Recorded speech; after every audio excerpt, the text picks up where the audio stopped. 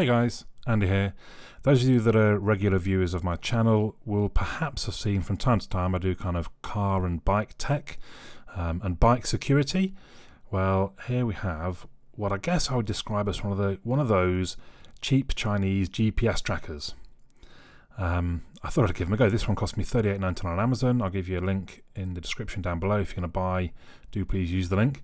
Now, I noticed I didn't realise at the time, but actually the number on the back is obviously unique to the GPS tracker and it's quite important. And if I gave that number out, I know that it could be compromised, but probably people could be tracking where I was, which might not be the best of ideas.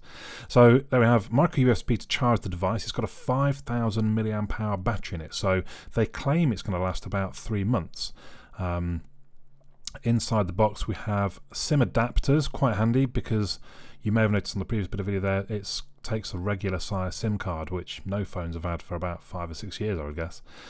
You get a micro USB cable. You also get a little sort of carry pouch bag. I don't quite know, I guess you might put it in that before you put it into your device, I don't know, but you get one of those, why not? You get a microfiber cloth. I couldn't quite understand why. Maybe you're going to clean a surface that you're going to attach it to, but it's got quite a strong magnet in it for attaching. So the instructions, they can look a little daunting as you read through because you've got to set it up using text messages, and there's all sorts of talk about APN settings. If you've never done that before on a phone, that might sort of concern you a little bit, but I wouldn't. The instructions are enough. If you follow them as they explain, then it's pretty simple to set up all in all.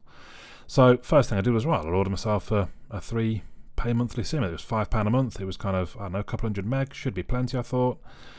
Brilliant. It arrived and it goes eventually. There you can see a light comes on as the SIM card has gone in, basically saying, letting you know that it's on. I then found out that 3 aren't compatible. Okay, let's order a Tesco SIM instead. This is a pay-as-you-go SIM.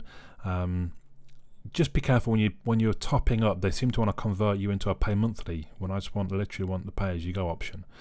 As you saw, you might want tweezers as well because it's quite recessed, the SIM card slot. So getting in and out can be a little tricky. Again, you can see the lights on. So I'm going to seal up. I then realised actually I probably want to pop the SIM into my phone to actually get it all sort of set up with the credits and things. So we swapped the SIM back into my phone.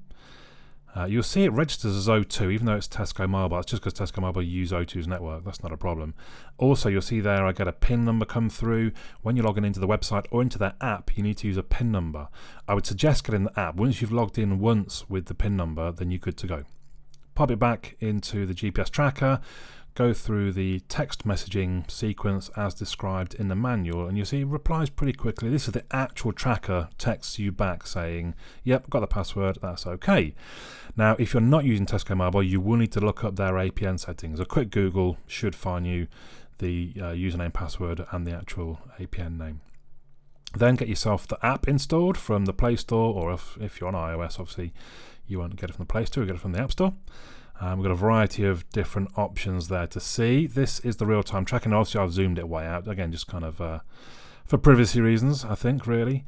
But if you zoom, or if I was to zoom in, you would see that actually it's pretty damn spot on where the device is.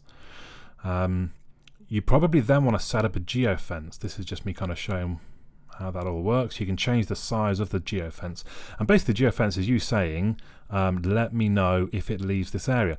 Now my one concern was I'm sure initially it didn't notify me, so I sort of rode my bike out of the geofence. I got to work and it hadn't told me that I'd moved, but to be fair, I'm not sure because by default the alert settings at the bottom, look, you can see they're all off. So make sure you go through and turn those on. That's kind of important. There's a few other things in the settings that you might want to have a look through. Here we go. You want to turn on probably your low battery alarms and things like that.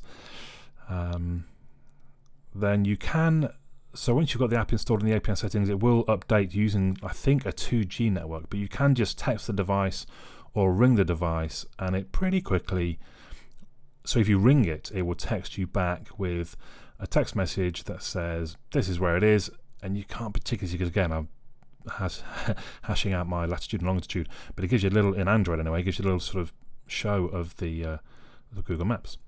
So how much is it going to cost me on my pay-as-you-go? Well, in 2 days, so that screenshot on the left is from 2 days previous, well, 47 hours.